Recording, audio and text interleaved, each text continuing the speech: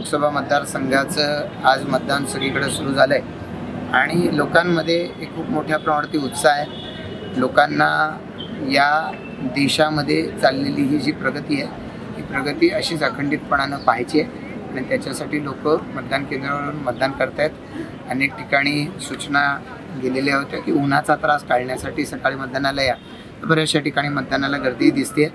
नावं शोधताना वगैरे काही ठिकाणी त्रास होत आहेत, पण लोकांच्या मनामध्ये मला मतदान करायचा उत्साह पाहायला मिळतो। नाही, खरं तर याच्यामध्ये कसरत उमेदवाराला करावी लागेल। अदरवाईज याच्यामध्ये आज ज्या पक्षाकडे यंत्रणा आहे, ज्या संघटनेकडे यंत्रणा आहे, त्या संघटनेला मतदान करून घेण्यामध्ये आणि मतदारांपर्यंत पोहोचण्यामध्ये कुठल्याही पद्धतीचा त्रास नाही। फक्त निवडणुकीपुरतं ज्यांना काम करायचं आहे त्यांच्या दृष्टिकोनातून कदाचित अडचण असू शकते।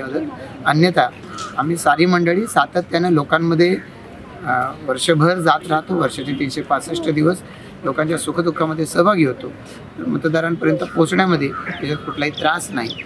अनेक ठिकाणी जे महाराष्ट्रामध्ये वेगवेगळ्या 2-3 जिल्ह्यांमध्ये किंवा 2 जिल्ह्यांमध्ये एक मतदारसंघ वाटला गेला आहे, अशी अनेक उदाहरणं आहेत। शेवटी मतदारसंख्या वरती अवलंबून हे सगळं जर असणार तर या गोष्टी अपरिहार्य आहेत, पण मला वाटत नाही की त्याचा मतदानावर कुठल्याही पद्धतीने फरक पडतो। पनवेल मध्ये या इथे भारतीय जनता पार्टी आणि शिवसेना यांनी केलेलं काम एकनाथ शिंदे साहेब यांचा पनवेलच्या विकासामध्ये असलेलं अत्यंत महत्त्वपूर्ण असं योगदान, म्हणजे ज्या प्रमाणामध्ये आजच्या दिवसाला 2,500 कोटींपेक्षा जास्तीची कामं ही चालू आहेत आणि त्यातला बहुतेक असा निधी हा राज्य शासनाकडून आलेला आहे। त्याच्यामुळे इथे एकनाथ शिंदे साहेबांच्या बद्दलचं असलेलं मत, बाळासाहेब ठाकरेंच्या बद्दलचं असलेलं मत, मोदींच्या असलेलं मत, भारतीय जनता पार्टीने इथे केलेलं काम, माननीय आमदार विश्वनाथ ठाकूर यांनी या इथे ज्या प्रकारे इथं पनवेलची उभारणी केलेली आहे, त्यामुळे पनवेल हा या धनुष्यबाणाला नक्कीच भरभरून मतदान देणार आहे, याच्यामध्ये शंका